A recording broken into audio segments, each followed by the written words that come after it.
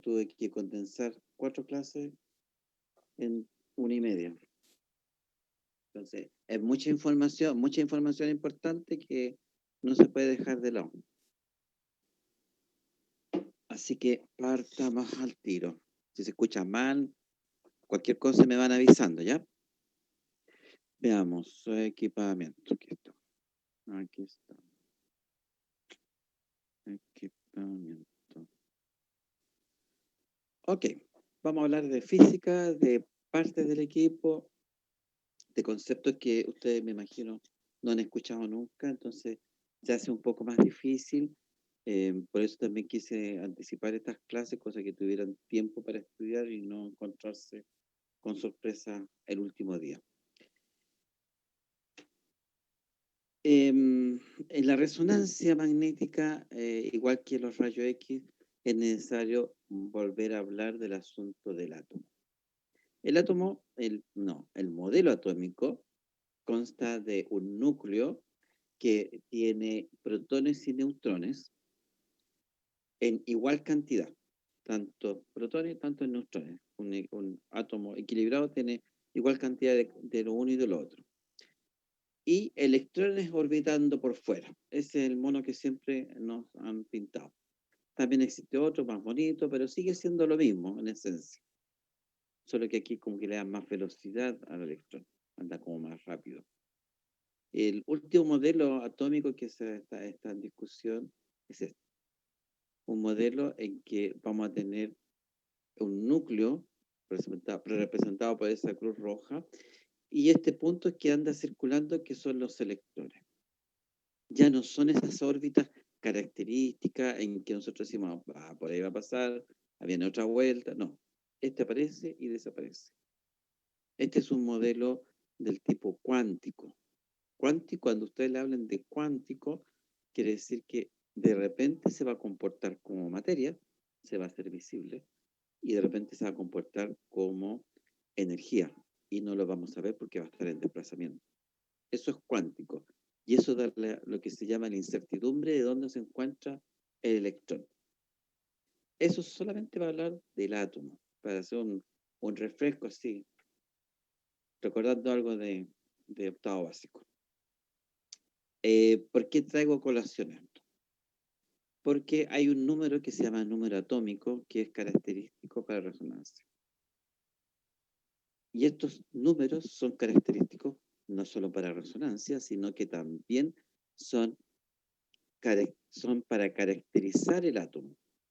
Sabemos que un átomo es parte de la materia. Si estoy tocando esto, yo digo, esto es materia, está compuesto de moléculas, es decir, más allá de las moléculas, vamos a encontrar átomos.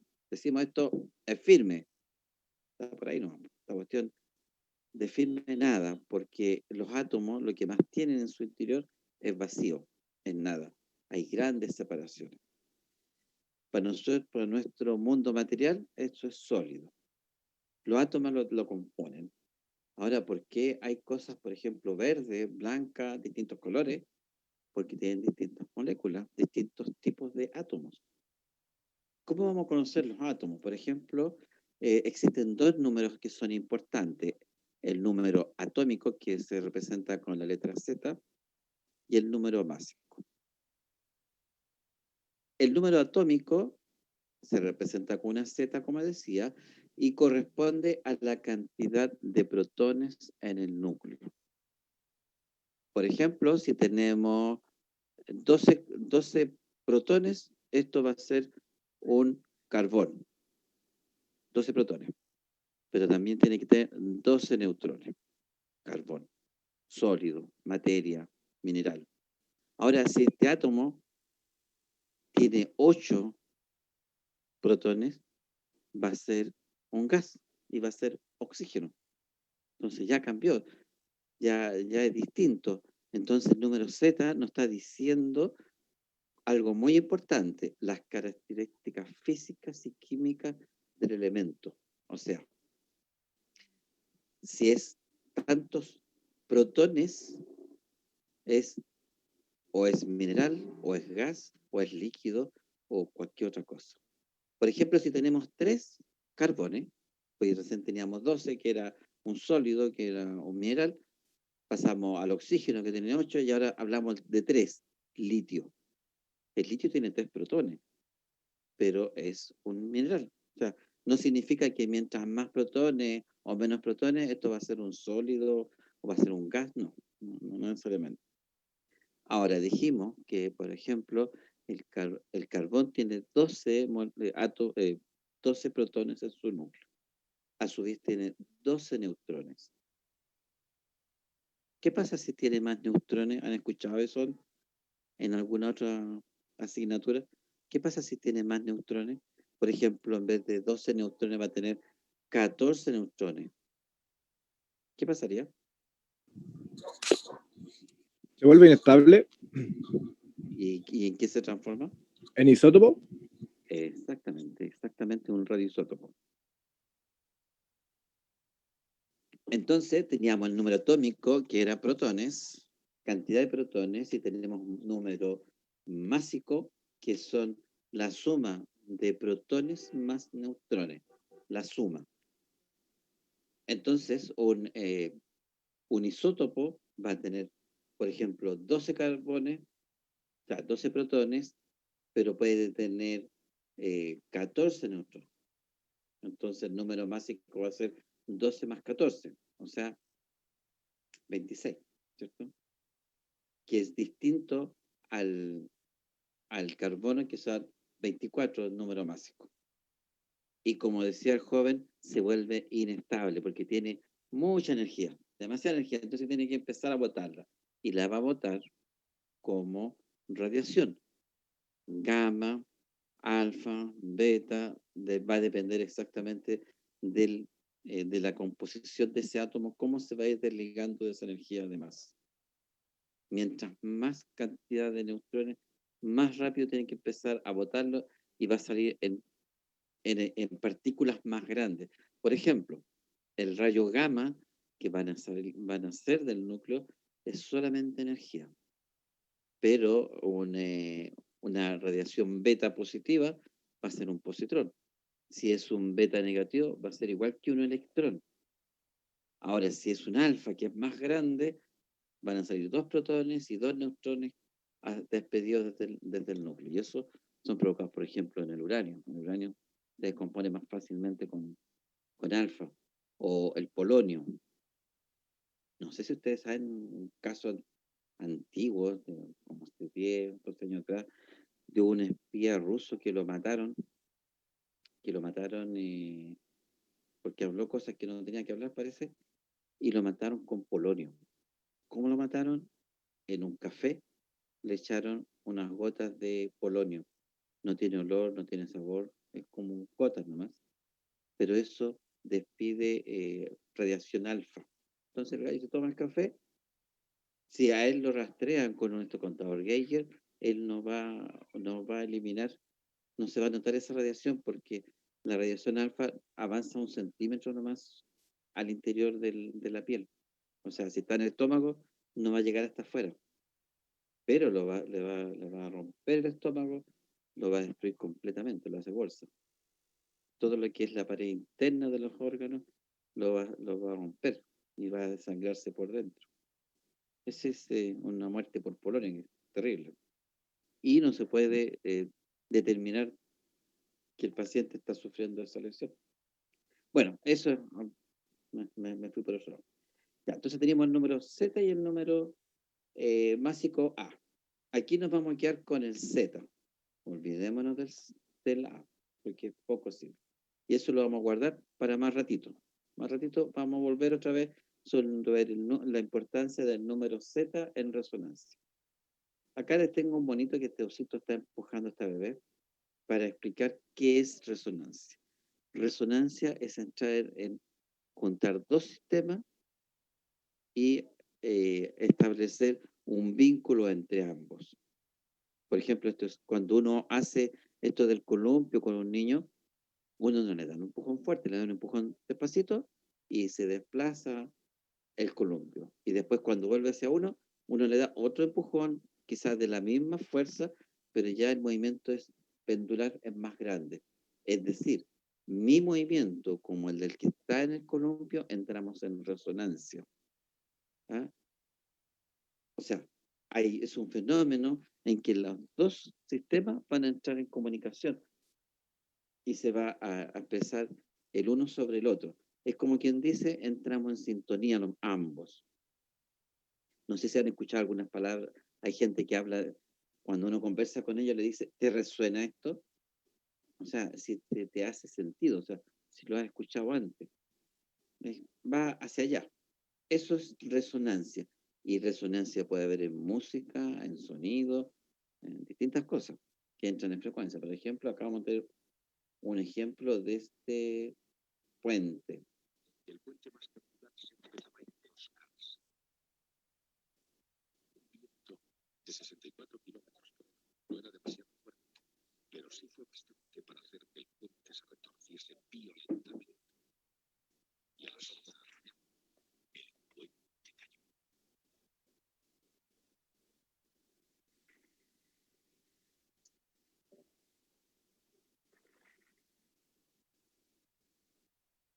Bueno, ¿qué pasó acá? Lo mismo que en el caso del columpio. Está este puente colgante, pasó un viento, no tan despacio, pero tampoco tan fuerte. Por ejemplo, acá en invierno, cuando acá en Santiago hay un temporal de viento, esos son 120 kilómetros por hora. Esto es 60, la mitad. Es una brisa un poco más que fuerte. Por ejemplo, cuando uno va a la playa y está ventoso, eso más o menos son como 40 kilómetros por hora. Así que era un viento pesado, fuerte, sí, pero no intenso, no era un temporal terrible. Y pasó que una brisa fuerte empujó el puente osciló levemente. Oscila y vuelve a su punto y se pasa un poquito. Y justo ahí interviene otro viento que lo empieza a mover. Al tercer viento ya entró en sintonía y el puente ya no se pudo sostener, porque la estructura se quiebra. Esto es una resonancia en la naturaleza. O sea, entraron en combinación dos sistemas distintos. ¿Ya? Uno absorbió esta energía, en el caso del puente la absorbió, pero no la pudo mantener porque rompió su estructura básica. Bueno, entre paréntesis, con la caída de este puente se reformuló toda la arquitectura mundial sobre los puentes colgantes. Bueno, volvemos a explicar acá que lo que es la resonancia ahora ya atajando un poco esto del Z. Es un fenómeno físico-químico que se produce en los núcleos atómicos. O sea, no olvidamos de ahora en adelante de los electrones, nos vamos a quedar solamente con los núcleos. Cuando sometemos los núcleos o un cuerpo o una materia o algo dentro de un imán grande, o sea, a un campo magnético, y le aplicamos una radiofrecuencia, una onda de radiofrecuencia, los átomos van a absorber esa energía y luego cuando nosotros apaguemos esta fuente de radiofrecuencia, ellos van a volver a su posición y van a botar esa radiofrecuencia. Esa radiofrecuencia que elimina el átomo, lo ataja a una antena y lo convierte en electricidad. Ese es el fundamento básico de la resonancia. ¿Qué tiene que ver el Z? Bueno, el Z es importante porque mientras el Z es más pequeño e impar, es más intenso el, el efecto de la resonancia. El fenómeno es más intenso. Va a ser más fuerte la respuesta que tengan los átomos si son números atómicos pequeños e impares. ¿Cuál es el más pequeño e impar? El 1. Y eso es hidrógeno. Se manifiesta con más fuerza este fenómeno. Y el que sea el hidrógeno es importante porque el hidrógeno es el elemento más común que tiene el cuerpo humano, no la naturaleza. La naturaleza, hay otro elemento, por ejemplo, el nitrógeno es lo que hay más. Pero en el caso del cuerpo humano, lo que más tenemos es hidrógeno. Lo podemos tener como agua, 70% agua el cuerpo. Entonces, es más fuerte y se aprovecha ese elemento. Esto cuando se descubre la resonancia por allá por los años 35, 40, no estaba hecho para la medicina. Esto estaba hecho para la química, para la minería, para poder determinar distintos tipos de sustancias. Después se trasladó a la medicina. Entonces vamos a tener nuestros núcleos atómicos compuestos solamente por una partícula de protón. El hidrógeno no tiene neutrón, tiene solamente un protón. Entonces el protón es más fuerte para absorber y para eliminar energía. Y es más puro. Y ahí vamos a tener nuestro electrón girando por todos lados. Entonces, como decíamos, es más fuerte se ha intentado con otro elemento, por ejemplo, el sodio 23, pero las imágenes no son de la misma calidad. Pierde un poco de fuerza. No han sido, como dice ahí, satisfactorios los resultados. Así que se sigue trabajando con esto del hidrógeno. Acuérdense que estamos hablando solamente de los núcleos atómicos. Y cuando estamos hablando de los núcleos atómicos, muchas veces ustedes les van a decir protones. ¿Por qué? Porque tiene un puro protón, no. Es un protón el núcleo. Todo en la naturaleza se mueve. Esto que ustedes ven aquí, este material firme, se mueve. Todo tiene movimiento, todo vibra. Se dice, por ejemplo, que uno cambia los átomos de su cuerpo cada 3 años. Yo cambio todos mis átomos de calcio, de todo lo que estoy conformado, se van renovando, van entrando y van saliendo. Es lo mismo que pasa con la materia. Todo está en movimiento, incluso el núcleo atómico o protón tiene un movimiento, tiene 2 movimientos. Uno que gira sobre sí mismo, como esta figurita que tenemos acá abajo, que está girando sobre sí mismo. Eso se llama movimiento giratorio o spin. Esto solamente para que lo conozcan, esto no lo voy a preguntar en la prueba. Y tiene otro movimiento que es gravitacional o de precesión, que es un giro más grande.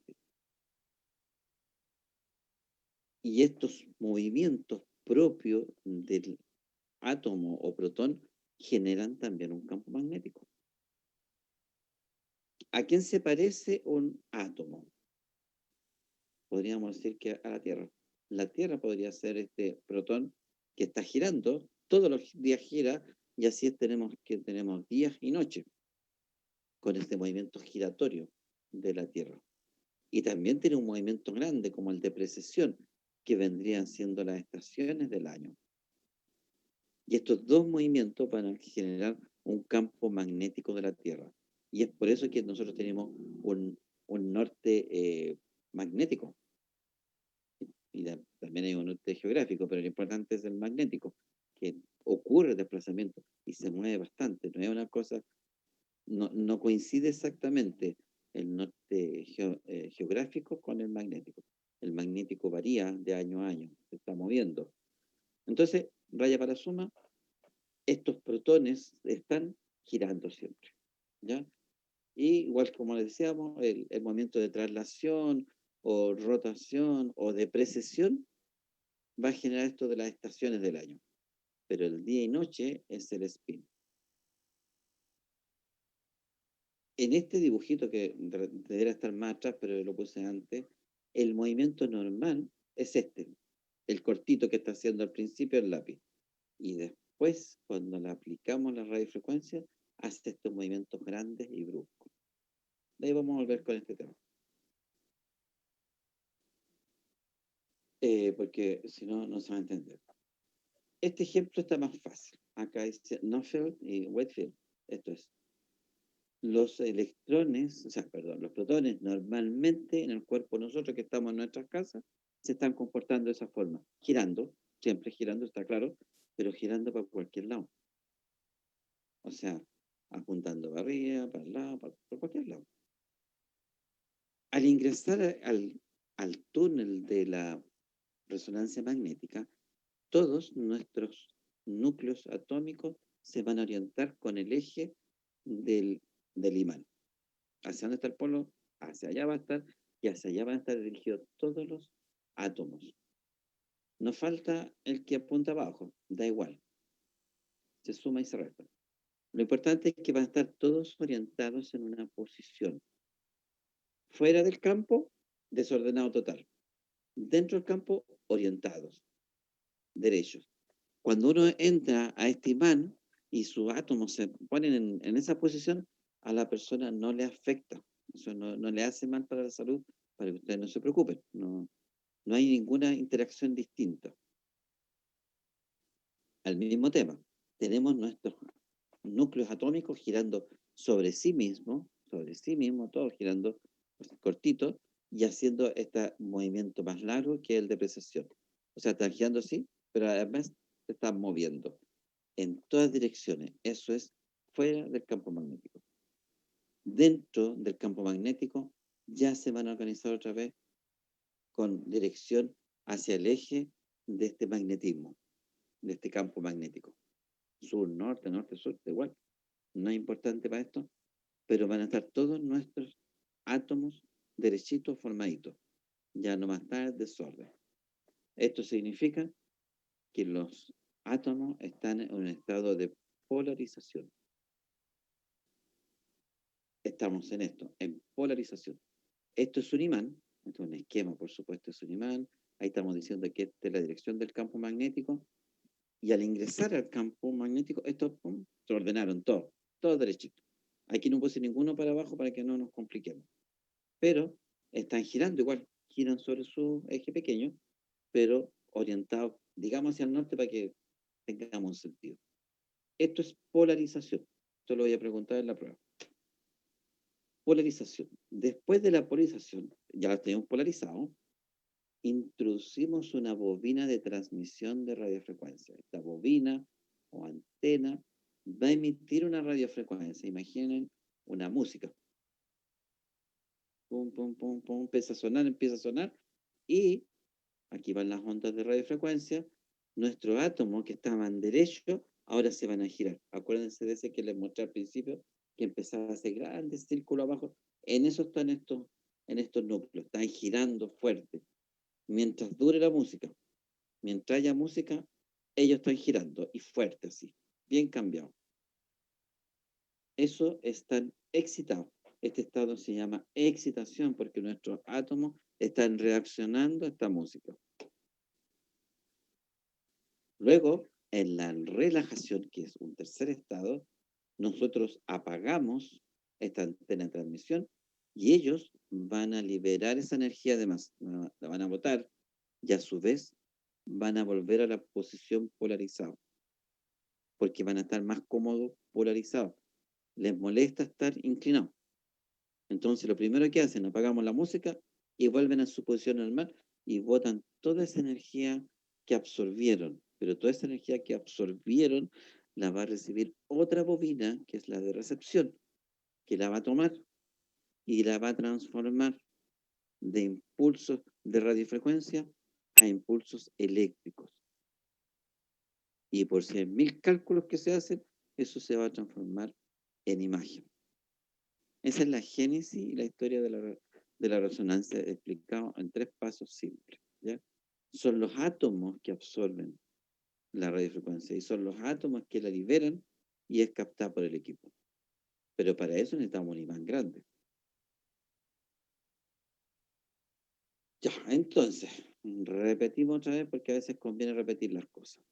Vamos a tener nuestro átomo polarizado, así girando acá sobre su eje, girando sobre su eje. Le vamos a aplicar una radiofrecuencia y vamos a llevar la posición del átomo, imagínense, de vertical va a pasar a horizontal, pero siempre girando, haciendo arco, gira, gira, gira, gira. Está en eso. Apagamos nuestra música y él va a botar esa radiofrecuencia y va a volver a esa posición. Va a entrar a relajación.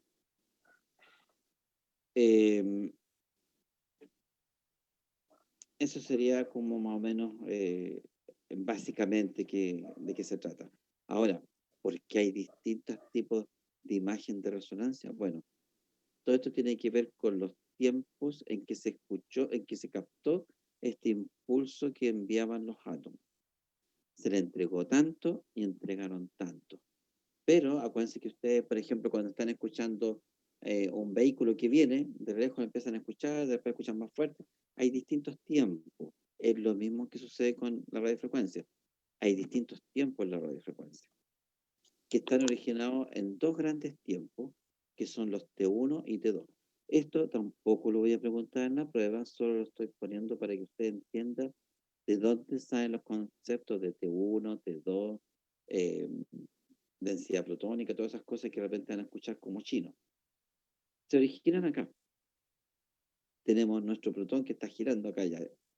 La simplificaron mucho más, hicieron rayas nomás. Está girando en este sentido.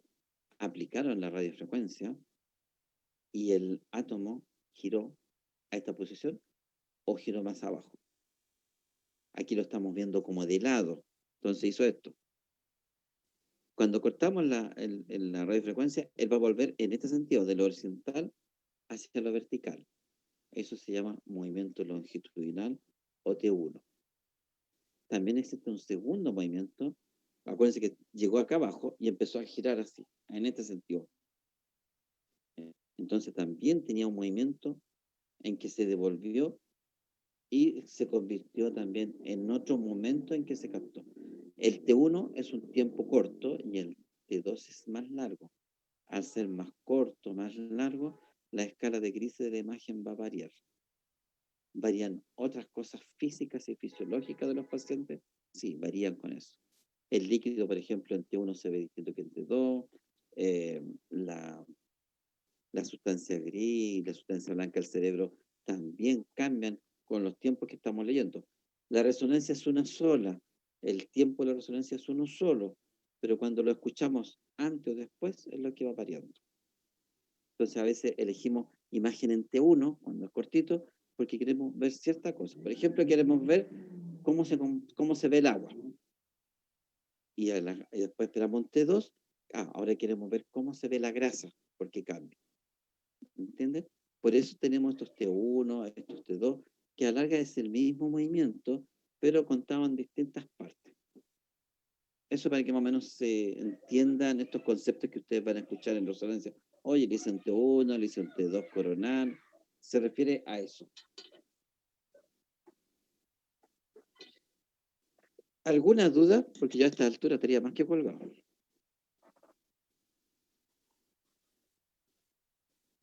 ¿O se ha entendido más o menos claro? Como no hay respuesta, me imagino. Profe, yo lo de los T como que no entendí muy bien eso. Ya, mira. Tenemos, imagínate vamos a imaginar un trompo. Tenemos un trompo girando, ¿cierto?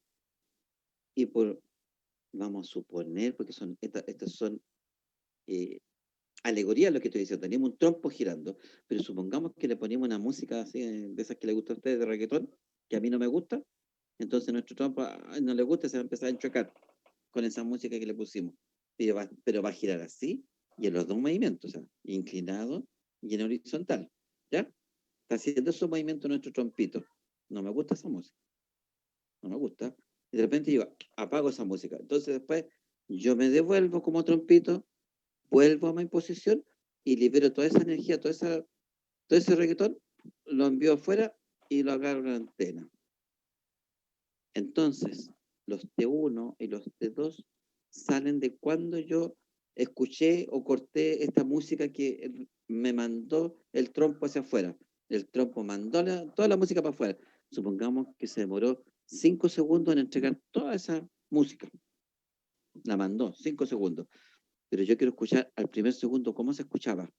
De repente escuchamos la primera parte de la canción. O a los 20 segundos después escuchamos el coro de la canción.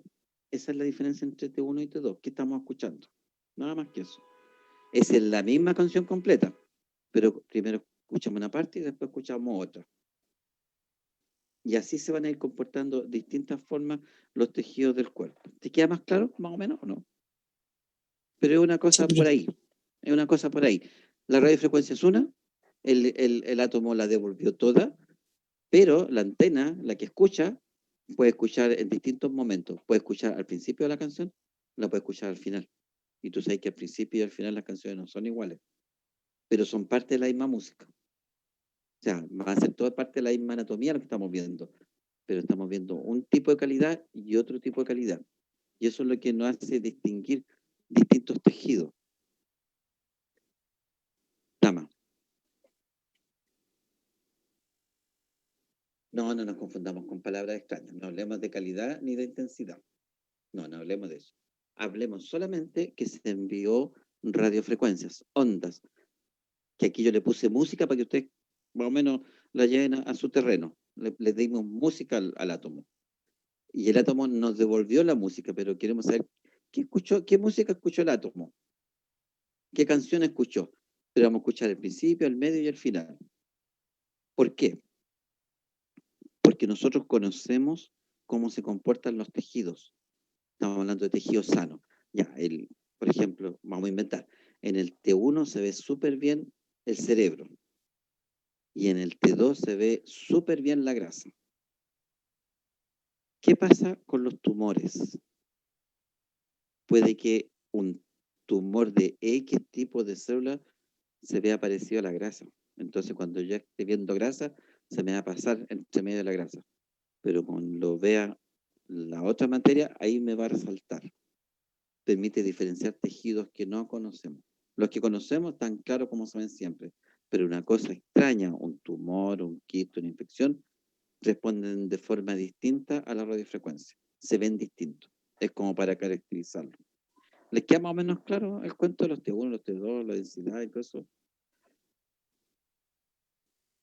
Más o menos. Yo sé que es complicado, es muy abstracto lo que estamos conversando. ¿Para qué sirve la resonancia en general? ¿En qué se lleva todos los 7? En tejido nervioso. Se ve impecable. Impecable. Por ejemplo, nosotros podemos ver la estructura de un nervio pequeño del séptimo par, por ejemplo, el nervio facial, lo podemos ver, el nervio, se puede medir cuánto ancho, cuánto largo, mientras que, por ejemplo, cuando trabajamos con rayo X, lo que nosotros vemos son los huesos. Y ahí veríamos el canal por donde va el nervio, no veríamos el nervio. Entonces, se comporta muy bien la resonancia para el estudio del sistema nervioso. Para donde más es un 7, articulaciones, se ven impecables. Una articulación de hombro, de rodilla, vamos a poder ver los ligamentos, los meniscos que son transparentes para los rayos X, que no se ven, aunque estén ahí, no los vemos. Para poder ver un menisco de rodilla en escáner, tenemos que colocarle al paciente una inyección de medio de contraste directo a la articulación. Contraste, aire y que se mueva, cosa que se distribuya. En tanto que en resonancia no necesitamos nada. Solamente con la resonancia y nuestras distintas secuencias que están potenciadas en T1, en T2, todas estas payasadas, vamos a poder distinguir los ligamentos, el líquido, la grasa. Por eso en resonancia hay tantas secuencias. En escáner son muy pocas, son 3 o 4. Un estudio de resonancia puede tener 7 o 8 secuencias distintas de la misma zona, porque en una vamos a ver ligamentos, en otra vamos a ver súper bien los rebordes de los meniscos, de las articulaciones, de la bolsa. En cada una vamos viendo distintas cosas. Por eso son tan largos los exámenes, porque estamos potenciando una cosa a la vez. Y ya sean coronal, sagital, o sea, además tenemos que elegir en qué orientación es importante. Mientras que en el escáner no importa. Yo hago el barrido, después hago los cortes. Lo hago después con lo que tengo, con nuestro molde. En resonancia no, tengo que elegir a previo cuál es la inclinación que le voy a dar a una imagen.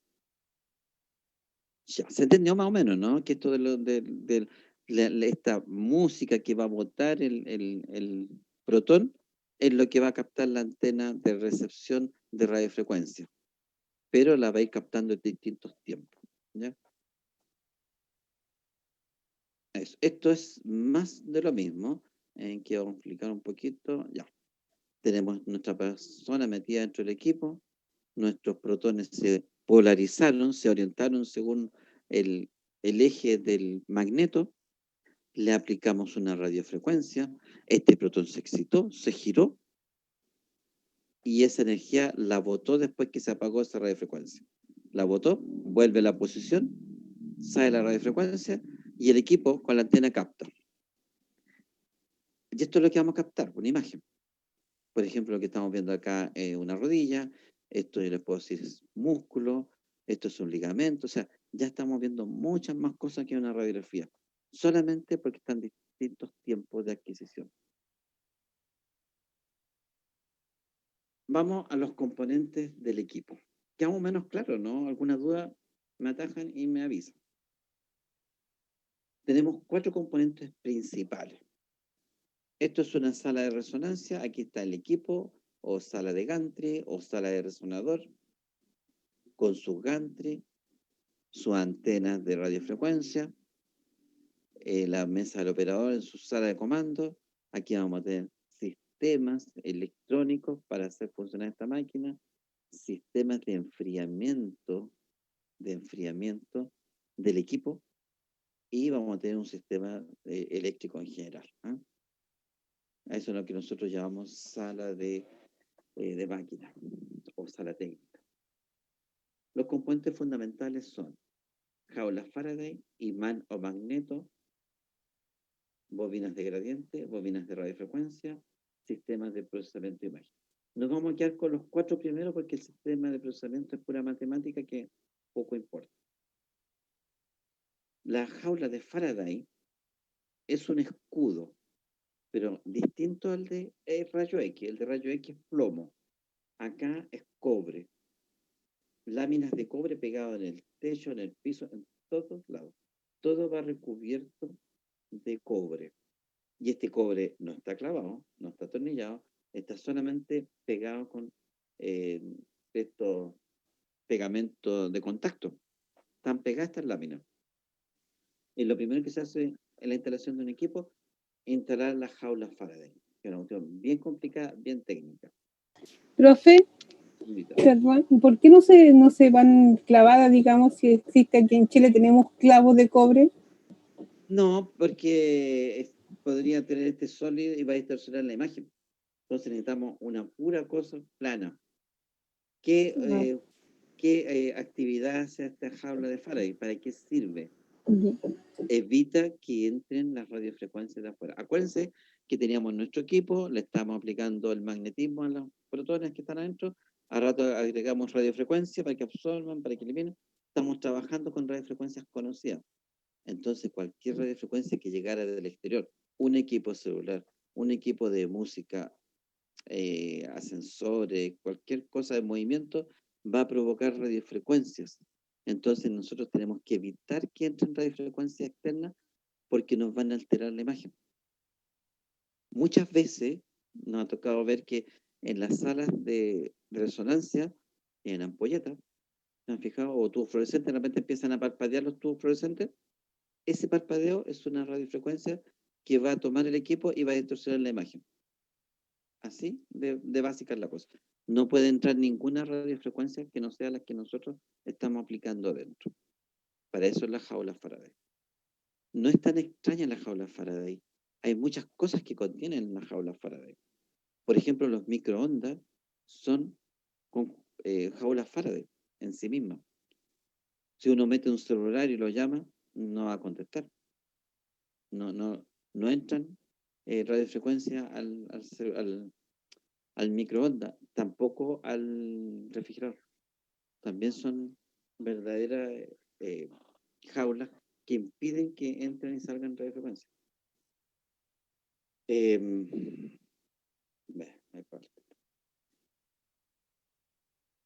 Otro ejemplo de jaula Faraday. ¿Se fijaron en el auto? Le cayó un rayo y siguió andando. Los autos están acondicionados, igual que los aviones, para que reciban rayos. Entonces, la electricidad esa la conduce y la bota. No pasa más allá. Así que la jaula Faraday no es algo tan extraño. Bueno, es más importante porque no solamente tiene una cubierta de cobre, van a tener aislamiento de acústico. Entonces vamos a tener varias capas, una para el magnetismo exteriores, para protección de radiofrecuencia principalmente, ¿ya? Y ahora vamos a hablar de este caballero, pero es que tenemos que hablar del magnetismo, porque hablamos de campos magnéticos, de imanes. Bueno, la unidad de campo magnético se llama Tesla. Una Tesla son 10.000 Gauss. No dice nada, ¿cierto? Pero si yo le digo que el campo magnético de la Tierra es de 0,5 Gauss, o sea, si dejo caer algo y la fuerza de gravedad lo atrapa, bueno, ese magnetismo son 5 Gauss, pero 5 Gauss. Nosotros trabajamos con 1,5 Tesla, o sea, 15.000, 20.000 Gauss. O sea, el campo magnético al que está sometido el paciente es altísimo, es muy alto. Hay equipos de hasta 25 Tesla, es lo que dice acá abajo. Pero todos estos equipos sobre 4 Tesla, perdón, son todos experimentales. Son todos para estudio. A ver qué pasa si meto una manzana, no son para personas, son para estudio universitario. Profesor, ¿qué significa Gauss? Es una unidad, es como decir grados Celsius. No significa nada más. Gauss es Ya. la persona que le puso nombre. Nada más. Ok, gracias. Significa Tesla. No, pues, el nombre de una persona. Que le ponen nombre a las cosas. Hay que, por ejemplo, ¿cuánto pesa mi mouse? Tú vas a decir 100 gramos. ¿Y qué es gramo? Le pusieron gramo, nada más. No tiene mayor importancia. Es como nos ponemos de acuerdo, pongámosle nombre a algo. O como nos vamos a poner de acuerdo acá en Chile, que nuestra moneda se llama peso. Y todos vamos a hablar de 100 pesos, 50 pesos. Es un nombre, es algo arbitrario. No tiene mayor significado. Ya, gracias, profesor. Pues nada, señorita. Tenemos los imanes o magnetos, que son los encargados. Todas estas preguntas van a aparecer en la prueba. Son los encargados de hacer un campo magnético intenso y homogéneo. ¿Ya? ¿Quedó claro? Intenso y homogéneo, o sea, parejo. Cuando yo el otro día les mostraba la imagen de escáner que obtengo así como un tonel de información y que yo le voy sacando números de Hounsfield y va apareciendo la cara, después el hueso, es la única información, es como un tonel de información, un compacto. En la resonancia, en el campo magnético, no es un cuadrado, no es el cilindro interior del equipo, no. Es una cosa como una esfera, como un óvalo, como un huevo. Tiene forma. Es intenso al centro, menos intenso en la periferia. Y además no es homogéneo. Para que sea homogéneo, los ingenieros tienen que trabajar, colocar otros imanes pequeños adentro para ir poniendo como cuña. Imagínense como que si fuera un gas, que de repente tiene bache, que no es muy completo. Eso es un campo magnético. Lo importante es que sea lo más homogéneo posible, lo más parejo e intenso, porque si ponemos objetos dentro de este campo magnético en lugares, por ejemplo, hacia las orillas de este artefacto, no van a aparecer en la imagen o van a aparecer distorsionados. Hay de 3 tipos de imanes: permanente, resistivo y superconductivo. El permanente es este que todos los niños juegan con imán, igual que esto de los magnéticos de los refrigeradores. Es eso. O sea, yo tomo el magnético y lo pongo sobre un alfiler y lo tomo y así me entretengo un rato. Eso es un imán permanente. Siempre está imantado. No requiere que yo le ponga electricidad para que funcione. Los primeros equipos eran de este tipo y se le llama resonancia abierta porque no es un tubo. Acá va un imán, acá va otro imán y la camilla está al medio. ¿Ya? Solamente se desplaza la camilla. Son muy pesados, son como 100 toneladas que pesan estas cosas. No necesitan mayor energía para funcionar. Uno se puede acercar y no va a tener problemas de atracción con el imán, pero el campo magnético es bajísimo, 0,3 Tesla.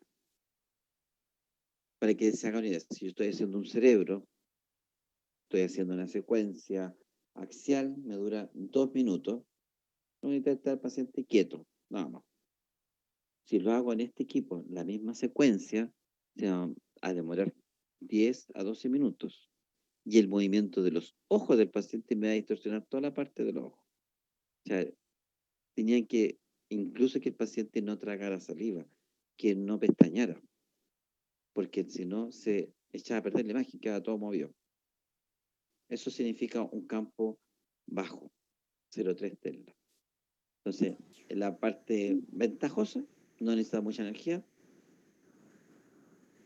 Segundo caso, el imán resistivo, que es un elemento de fierro, de hierro, que le hacemos pasar una resistencia eléctrica, conectamos la electricidad y este se imanta rápidamente. Resistivo porque esto es una resistencia eléctrica, un cable. Aquí tenemos un ejemplo de estas máquinas que son las que toman estas cosas de fierro de los autos. Ahí está apagada, no está prendido. Ahora lo va a prender. Él prende este enganche y empieza el imán. Entonces permite tomar estos fierros, llevarlos hacia otro lado y cuando está donde necesita, por ejemplo, lo apaga. Corta el switch y se caen todas las cosas, porque ahí queda sin imán. Entonces, el resistivo necesita mucha electricidad para funcionar. Mucha electricidad. Al fin y al cabo es esto, un ejemplo simple. Si yo pongo un clavo, le pongo harto cobre, harta bobina de cobre y lo junto a una pila, inmediatamente al hacer el contacto de los dos bordes, se va a imantar y va a empezar a traer todos los objetos metálicos, como hierro. ¿Ya? Eso es un electroimán o resistivo, que es lo mismo. También los equipos son abiertos. Esto es un equipo abierto. Desventaja, necesitan ser refrigerados con agua circulando. El campo magnético sigue siendo bajo, no pasan los 0,5. Un gran consumo eléctrico. Una ventaja de estos equipos, tanto en el permanente como en el resistivo o electroimán, como no es un túnel cerrado, permite que otra persona pueda estar dentro, por ejemplo, con un bebé o para un paciente claustrofóbico, porque ya no va a estar así encerrado en un túnel adentro. Entonces, ahí es conveniente. Esa es la gran ventaja de estos equipos. Pero tenían poca capacidad. Los equipos que usamos actualmente se llaman imanes superconductivos. Yo recién les dije que el resistivo requería mucha electricidad. Cuando tú requieres mucha electricidad, las cosas se calientan sobremanera. Y cuando se calientan, dejan de funcionar eléctricamente en forma competente, se ponen más lentos. Entonces, se conoció los elementos superconductivos que pueden transmitir la electricidad súper rápido, pero para que no se caliente necesitamos bajar la temperatura a esto, a menos 200 grados. O sea, es muchísimo, es muchísimo. Y eso se logra con helio, que es un gas. Actualmente se usa 1,5, en 3. Todos estos de sobre 1 usan el imán superconductivo con helio. Afuera del agua también se usa agua, pero el más importante es el helio. Y son estos típicos equipos que son la resonancia cerrada. Cerrada porque el imán es continuo por alrededor y el paciente entra a este pequeño túnel que mide como 1,30 m, 1,40 m más o menos. La camilla es la que se desplaza hacia adentro. Entonces, esto es un imán de tipo superconductivo. ¿Qué sucede? Por ejemplo, aquí están, estos son los electrones que están lentitos, pero empieza a bajar la temperatura y estos empiezan a correr. Se hace mucho más rápido. Ese es el ejemplo que se está dando en esas cosas. Entonces estamos ahí, y empieza a bajar y empiezan a ponerse más rápido, porque ponen menos resistencia. La resistencia es como roce. Es como al poner este helio, este frío, es como echarle grasa para que corra más rápido la cosa. Es una cosa súper burda lo que estoy diciendo, pero más o menos para que ustedes tengan la idea. Para eso necesitamos helio. El helio es carísimo. Este es el mismo equipo que estábamos viendo recién, pero en que aquí tenemos un corte, digamos, coronal de frente, en que aquí podemos ver las bombas de helio, el imán, este es imán, las bobinas que van acá afuera, las de gradiente, las de radiofrecuencia, y todo envuelto en este gas líquido. El helio está en forma de gas y en forma líquida. Si el equipo se empieza a calentar, se empieza a gasificar el helio y hay que botarlo hacia la calle. Lo importante solamente que quede claro que es un superconductivo que necesita helio para funcionar. Mañana cuando hablemos de seguridad vamos a volver a este tema que es súper importante. Las bobinas de gradiente son bobinas que van instaladas al interior del equipo. Van dentro de la máquina. También son unos imanes. También generan un campo magnético. Pero este campo magnético se va a utilizar para abrir una brecha en este campo grande que tiene el equipo. Lo vamos a explicar con un ejemplo. Vamos a saltar eso acá. Supongamos que tenemos este campo magnético en que están todos orientaditos, pero nosotros queremos ver qué pasa a esta altura. Queremos un corte transversal o axial en esta zona. ¿Cómo separamos un poco este campo? ¿Cómo lo interrumpimos? Bueno, con una bobina gradiente tiramos un imán en esta dirección, en esa dirección.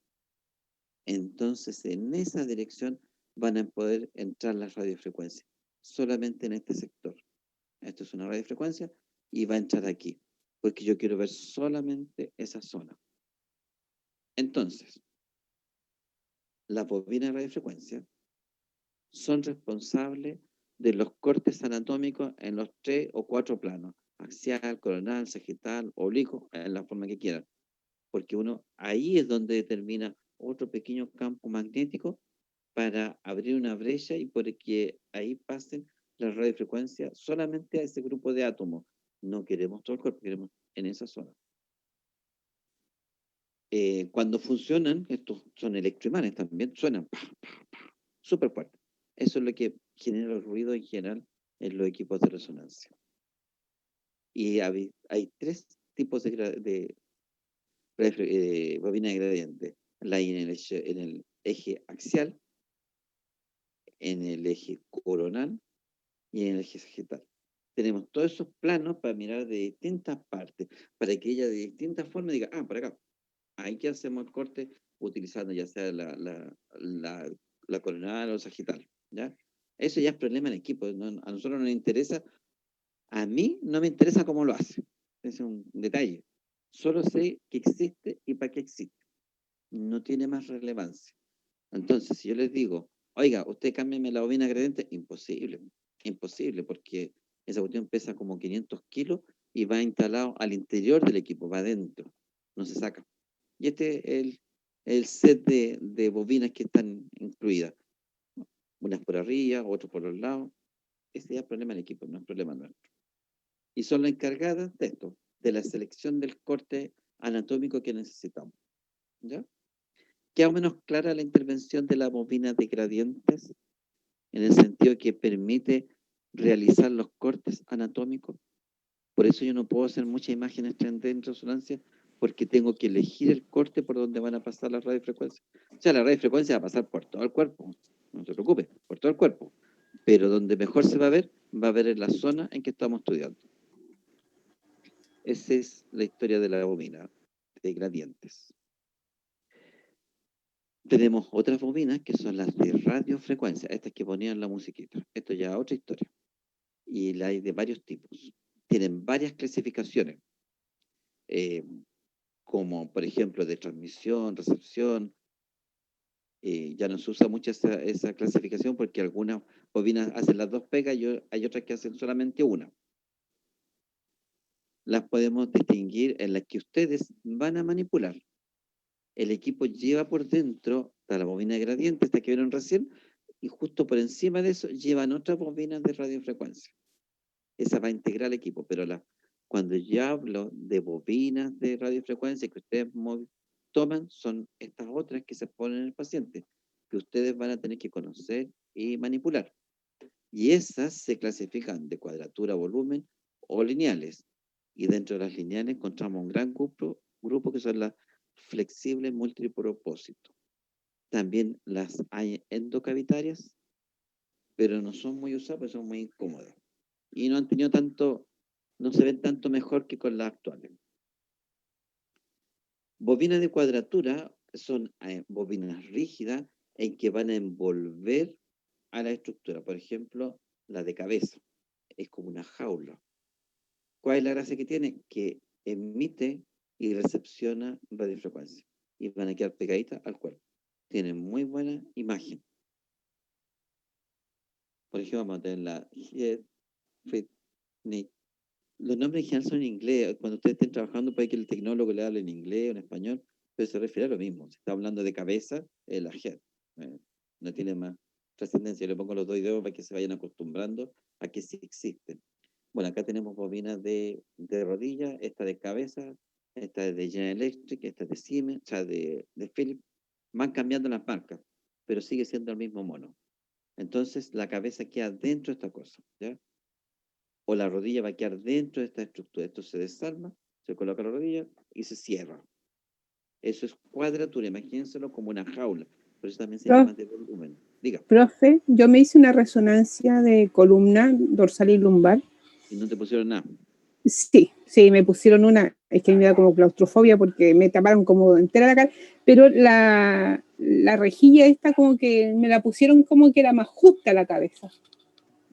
Entonces te da con cervical. Ya, entonces cuando es con cervical, va con esta rejilla. ¿Con cervical? Se incluye ¿Sí? esta. Ya. Cuando usamos la de columna, usamos otra bien distinta. Esta, por ejemplo, también es cuadratura. ¿Ya? Porque es de mama, entonces las mamas van a quedar acá adentro. Ah, ya. Esta es distinta a esta.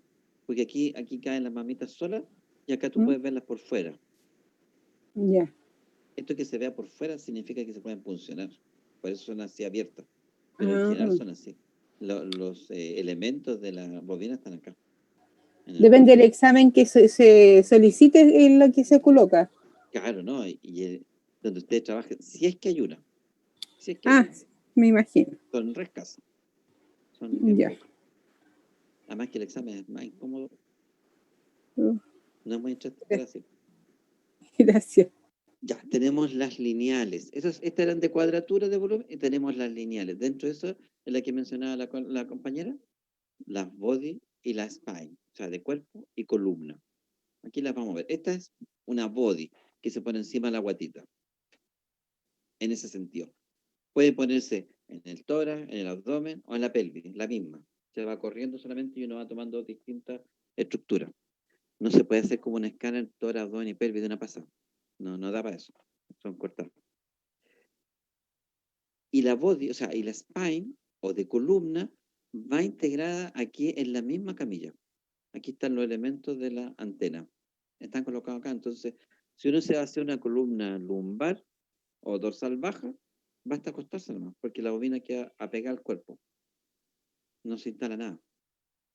Existen otras que son lineales también, que son estas de extremidad. Estas son largas, también con 1,20 m más o menos, y son para esto, para tener de los riñones a la punta de los pies, para ver sistemas vasculares, obstrucciones, aneurismas, varices, distintas cosas se pueden ver con esas bobinas que son largas y de una toma sale toda la imagen.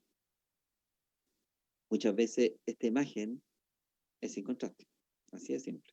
O sea, esa es la gracia de resonancia, que uno puede obtener, hacer una angiografía, ver la arteria del cerebro, sin haber puesto una gota de contraste. Por último, en las lineales, flexibles, multipropósitos. Estas son lineales. Esto es el conector, ¿eh? Este es el enchufe que tiene, porque las bobinas se enchufan a la camilla, ¿ya? Esta es la parte útil de la bobina. Aquí tienen dos elementos. Esta es la parte importante, este es el enchufe solamente. No es que sean rígidas, son blandas. Tan así que uno las puede girar, las puede doblar, envolver, por ejemplo, una muñeca y tomar la imagen de muñeca o del codo. Y por último, la endocavitaria. Endocavitaria quiere decir que está acá la bobina, en esta punta, se le inyecta aire al globo para inflarlo, nada más. Pero esto se introduce vía rectal para obtener una imagen de próstata. Esto es una pelvis vista como desde arriba. No, la imagen de transversales se ven siempre desde abajo. Una pelvis, entonces aquí vamos a obtener una imagen de la pelvis, del hueso, del pubis, esto adelante. Esto es el recto del paciente, esto que se ve negro porque tiene aire. Y esta es la próstata. En visualización, digamos, axial. Y esto sería coronal, lo estamos viendo de frente, también de la misma próstata. Entonces, la calidad de la imagen que estamos viendo con resonancia es espectacular. Estamos viendo distintas partes, lóbulos de la próstata. Ya no es un manchón, no es una cosa así como una pera, no. Ya se puede distinguir por dentro cómo es. Una imagen axial, una imagen coronal. Para ir resumiendo, esto que tenemos acá afuera, o shield, es escudo. Se refiere a la jaula Faraday. ¿Para qué sirve la jaula Faraday? Para que no entren las radiofrecuencias externas. Que salgan radiofrecuencias de adentro para afuera, me da igual. Es que no entren. De afuera hacia adentro en el equipo vamos a tener el magneto, la bobina de gradiente, la bobina de radiofrecuencia del equipo. Por ejemplo, si estamos haciendo una columna a este paciente, la bobina de recepción está aquí, en la camilla. Pero la que emite la radiofrecuencia es la del equipo. ¿Cuándo no es así? Cuando un cerebro, por ejemplo, en que tiene una de cuadratura, en que la radiofrecuencia va a estar ahí, pegada al cuerpo, ahí mismo, no como acá que queda un poco más de distancia. Y todas estas cosas se interconectan con computadores para a la larga tener la imagen de resonancia. El cómo se hace, poco importa, no nos interesa mucho. Esto es el mismo mono, tenemos acá afuera otra vez la jaula Faraday, magneto, bobina de gradiente, bobina de radiofrecuencia interna del equipo. Acuérdense, no se confundan con estas otras que les mostré que eran externas, que se ponen, que se sacan. ¿Ya? Estas son las internas. ¿Qué pasa con un gordito? Muy complicado. Lo más ancho a lo que se llega del túnel, 70 centímetros el equipo nuevo. Por ejemplo, el equipo que tenemos nosotros es de 70 centímetros. Pero un gordito así queda horripilante la imagen. Porque el campo magnético bueno va a estar acá, va a estar por dentro, no tan afuera. No se va a ver tan bien, va a provocar mucho artefacto. Otra gracia, un equipo ya, digamos, casi portátil de 1,5 telas, un equipo grande que permite exámenes de articulaciones, rodilla, tobillo, pie, mano, muñeca, fácilmente se pueden hacer en estos equipos más pequeños. O un equipo, digamos, para paciente vertical, esté abierto, pero permite que el paciente esté de pie. ¿Qué gracia tiene eso? Bueno, acá no hay muchos equipos de esto, ¿no? Son todos extranjeros. ¿Qué permite eso? Cuando uno está acostado, la columna se comporta de cierta forma. Cuando uno está de pie, y si hay un problema de ligamento de las vértebras, pueden ocurrir estos desplazamientos que no se verían en una imagen normal. Para eso se hacen estos funcionales, o esto con flexión, o en hiperextensión, ¿ya? Son distintas posiciones. Estos equipos no hay acá, pero solamente es para mostrar que también existen otras posibilidades con resonancia, no es una cosa tan rígida. Y eso, muchachos, eso es. ¿Alguna duda que les haya quedado?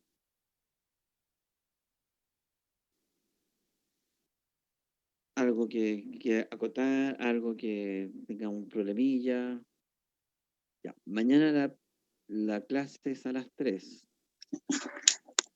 ¿Cierto? En eso quedamos. Sí, profe. Y el lunes a las 20. Profesor, y con respecto a la tarea, ¿No hablamos la tarea el otro día? ¿Ayer? No, no, ¿El lunes? no. Son unos mentirosos, sí, porque el día Lo lunes... ideal sería que lo explicara ahora porque sale que lo tenemos que entregar el viernes. A ver. Ya, nos vamos a poner serios, chiquillos. Yo el día lunes expliqué eso en la videoconferencia número 1, que tiene que ver con retroalimentación de lo que fue en la semana anterior y de la tarea que viene para la próxima semana. Eso se explicó y está en ese video. Así de triste.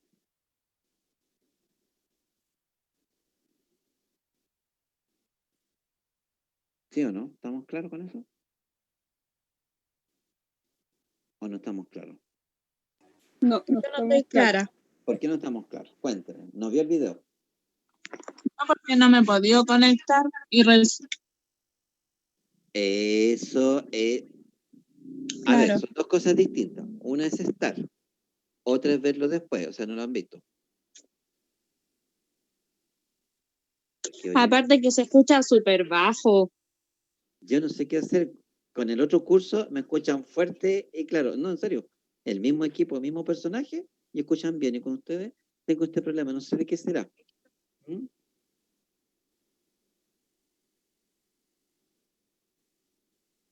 A mí no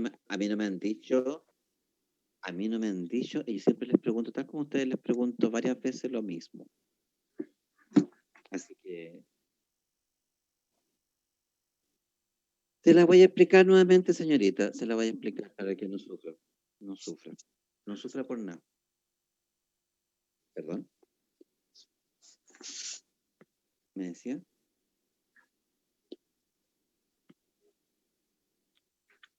Gracias, profesor, por la disponibilidad de explicarlo de La nuevo, estoy, porque la no estoy todos buscando, estuvimos. hija. Cálmese, la estoy buscando. Tranquilícese, no se ponga nervioso.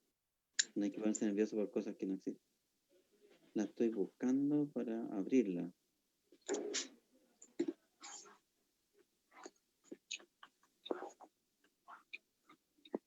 Ok. Ya, pero sí se explicó. Para que, no, si lo único que quería yo, solamente la única discusión que tuve con usted en este segundo, independiente si se escucha bien, se escucha mal, es que sí se explicó, porque algunos me dijeron que no estaba explicado. Eso es distinto. Es el único hincapié que hice.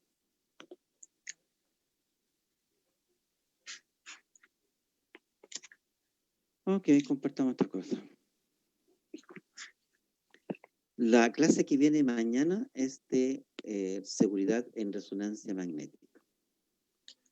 Entonces ustedes tienen que preparar un cuadro parecido a esto, en que tienen que explicar qué pasa con estas situaciones en resonancia. Por ejemplo, yo puse este ejemplo de qué pasa si tenemos un paciente que se va a hacer un tobillo en resonancia y tiene yeso. ¿Le sacamos el yeso? No, no es necesario sacarlo, se puede hacer con el yeso, pero tiene que estar seco, ¿ya? Y que quepa dentro de la bobina, que no afecte. O sea, la situación es la que está preguntada abajo. La segunda parte, el examen, ¿se puede hacer sí o no? Sí se puede hacer por qué o no se puede hacer por qué. Y además pregunto, ¿tiene algún inconveniente para el paciente? ¿No lo tiene? Solamente estamos preguntando si es que cabe.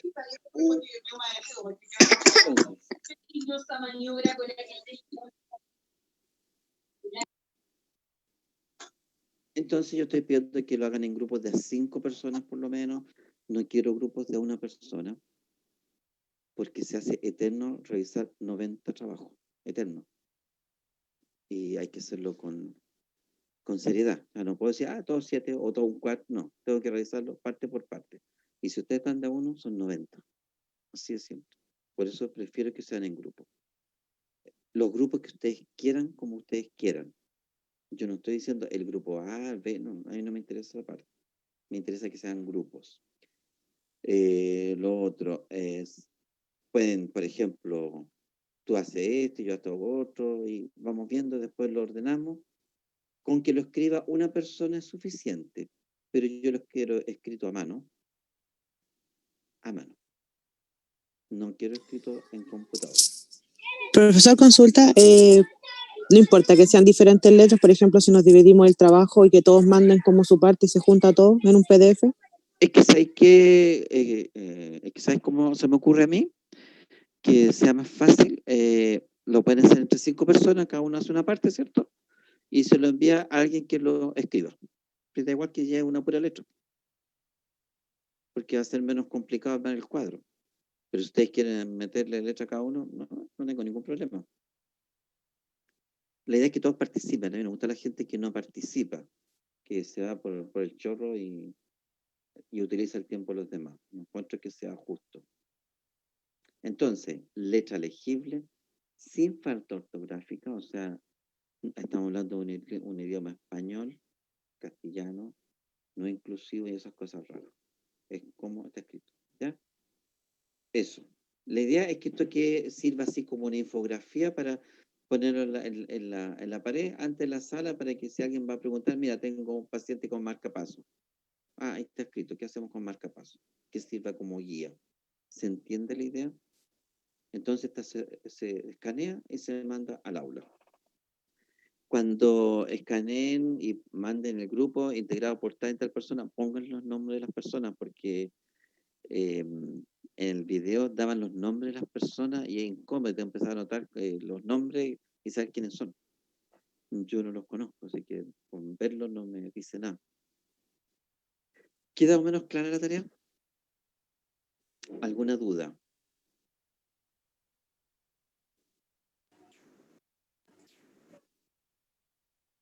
Pregunto nuevamente, ¿está claro o alguna duda? ¿Algo que no se Sí, entienda? ahora me quedó más claro. Gracias, profesor. Toda esta cosa ustedes la tienen en el aula. Todo esto está en el aula. Antes que lo empiecen a hacer, lean esto. ¿Ya? Para que yo con esto hago la calificación. ¿De acuerdo? Pueden ser imágenes, pueden ser escritos, como ustedes quieran. Pero es necesario que sea didáctico y se que entienda, y esto escrito a mano. Pero quiero un solo documento, no quiero 5 documentos que están juntándolos por todos lados. Un solo documento para evaluar. Como les decía, esto está en el aula. Está explicado tal cual, hay más palabras. Profesor. Dime. ¿Consulta tienen que subir todo, solamente una persona? ¿Sí, en grupo? Tal como el video, pues lo sube una pura persona. Ya, gracias. Claro, con que me llegue uno con el nombre de los demás, yo ni siquiera voy a preguntar, oye, este trabajó más que el otro, ¿no? Asumo que todos trabajaron en forma similar.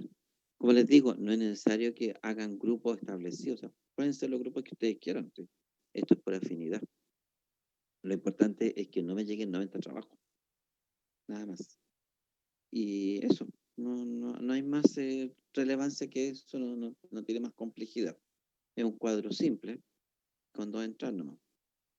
¿Alguna duda que haya quedado con respecto a esto para que no tengan problemas?